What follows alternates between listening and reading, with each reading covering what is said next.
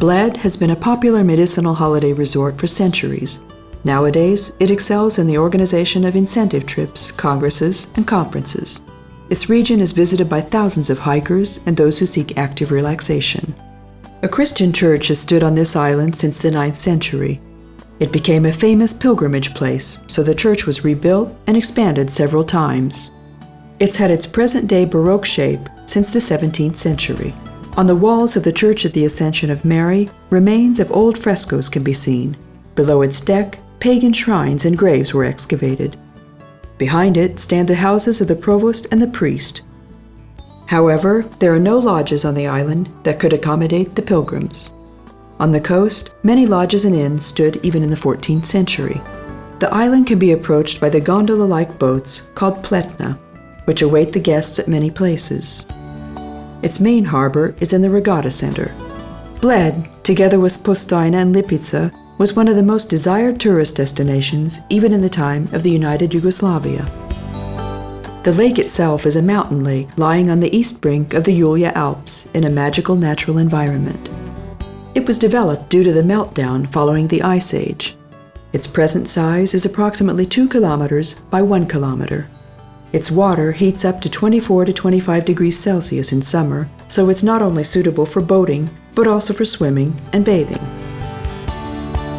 Power over the area was held by Charles the Great for a long time, then by Emperor Henry II.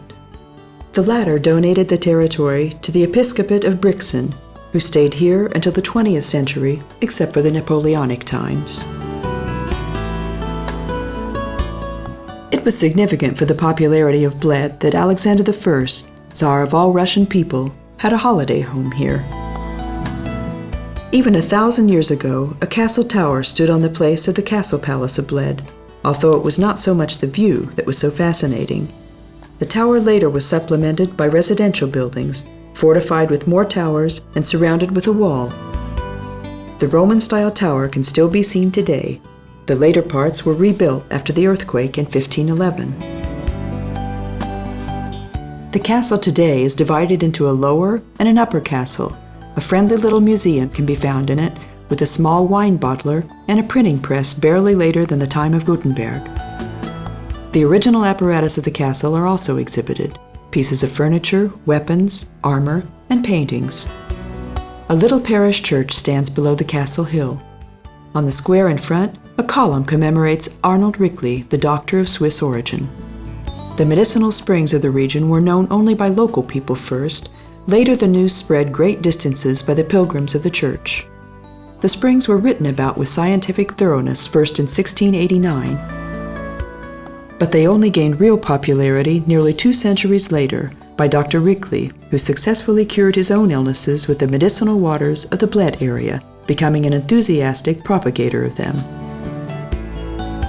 In 1903, Bled earned the gold medal of the World Exhibition of Balneology in Vienna, and from this time it's been on a par with Bad Ischl, Karlsbad, Abatia, and Tushnad as a significant bath resort of the monarchy. Tourism was given a big upswing by the building of the Vienna-Trieste and the Ljubljana-Travis railways. The latter frontier town is known today as Tarvisio.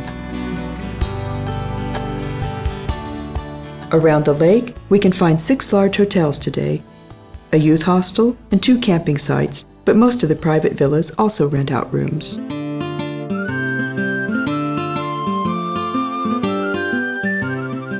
The glittering mountain lake, with a little island in the middle, and with the girdle of the high mountains reflected in its surface, grabbed people's attention, it seems, when the castle palace had not yet been built and the church tower had not risen on the island either.